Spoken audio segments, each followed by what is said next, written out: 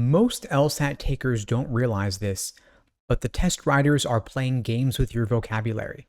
They're counting on you to interpret words like most, only if, or qualify the way you would in everyday life. But here's the thing. The LSAT doesn't play by real-world rules. If you don't learn the language of the LSAT, you're leaving points on the table. Today, I'll show you how to use their own language against them. First, for those who don't know me, my name is Steve Schwartz. I've been teaching the LSAT since 2005, and I personally increased my own LSAT score from a 152 to a 175. Now here's why vocabulary matters on the LSAT. The LSAT, of course, isn't a vocabulary test in their traditional sense. It's not about using obscure words like obfuscate. Instead, it's about using common words in uncommon ways.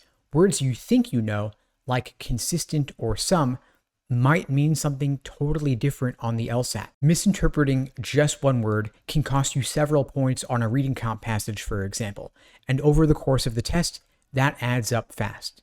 By the end of this video, you'll know how to decode LSAT vocabulary, recognize traps, and handle ambiguous or unfamiliar terms with confidence, whether it's breaking down conditional statements or understanding nuanced quantifiers. You'll leave here with tools to outthink the test. Let's start why LSAT vocabulary is so tricky. The test writers love to take words we use every day and strip them down to their literal, technical meanings. Why do they do this?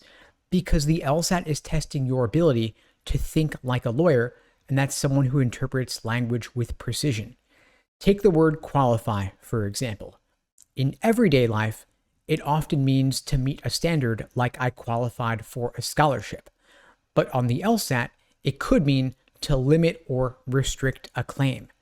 If a passage says, for example, all animals are capable of learning except certain invertebrates, the phrase qualifies the broader claim by adding an exception. Now, conditionality on the LSAT is also incredibly important. So words like if, only if, and unless are essential for you to understand.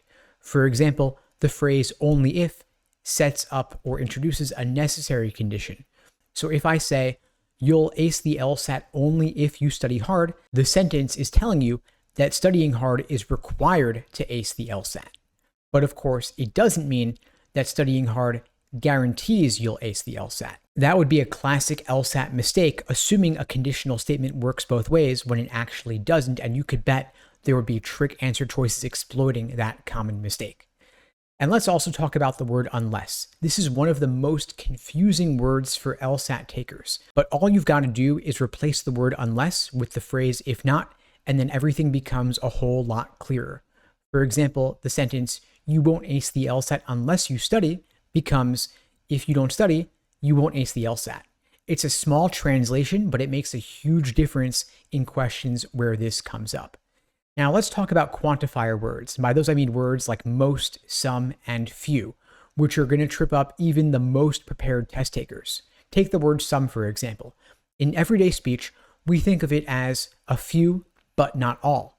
But on the LSAT, the word some just means at least one, and it could mean all. It includes the possibility of all. So if I say some students aced the LSAT, that sentence would allow for the possibility that every single student aced it. It opens the door for that possibility. Now, the word most is another tricky term. It means more than half, of course, but unlike in everyday life, on the LSAT, most could include all. It could include 100%.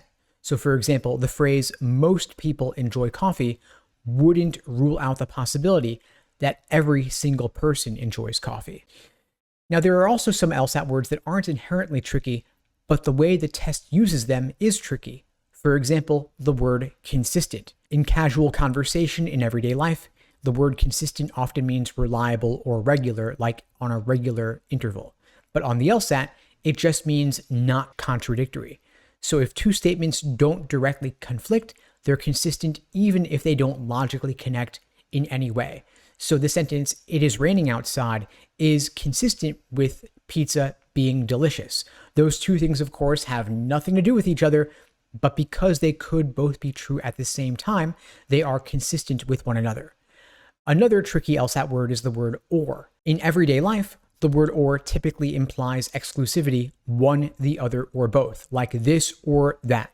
But on the LSAT, the word or is inclusive unless explicitly stated otherwise. This would mean both options could be true at the same time. So if a sentence says, you can bring a salad or a sandwich, the LSAT is assuming you could bring both of them unless you were told otherwise. Now, let's talk about what you do when the LSAT throws a totally unfamiliar word at you. The first thing is, don't panic. You don't need a dictionary on test day, and you're also not allowed to have one, but context is enough. The LSAT is deliberately designed so that you can infer meanings from the way words are used in the passage. So take the word extant, for example, E-X-T-A-N-T, by the way. If a passage contrasts extant with extinct, you can infer that it means still in existence. So just to clarify that, those two words actually are then opposites. Extinct means, of course, no longer around, but the word extant, again, E-X-T-A-N-T, would mean it is still in existence or not extinct. Now, if you're really stuck, use process of elimination. This is your friend. Of course, the LSAT is giving you enough clues to rule out the wrong answers, even if you're not totally sure about the correct answer. But of course, if you can knock out the other four, whatever remains, even if you don't really understand exactly what it's saying, it must, of course, be the answer. Now, with logical reasoning in particular, the LSAT loves to set these traps with subtle word shifts. For example, in logical reasoning, if a stimulus says most athletes train daily, you can't automatically assume that some athletes don't, because again, most does not exclude the possibility of all. Or if a sentence says, if you're invited to the event, you must RSVP, you can't automatically assume that RSVPing means you were invited. Traps like this rely on everyday assumptions creeping into your reasoning. If you recognize them, you'll be better equipped to avoid them. Now, if you're struggling with LSAT vocabulary, if you'd like my help applying these strategies to your LSAT prep on your journey to scoring a 170 plus, my team and I would be glad to help you out. At LSAT Unplugged, we offer live online classes via Zoom, on-demand video courses, small group coaching, and one-on-one coaching. You can check out the links below to book a call with me and my team. We'd be glad to help you out. Now remember that the LSAT, of course, is not testing whether you know obscure words. It is instead testing whether you can think critically about language.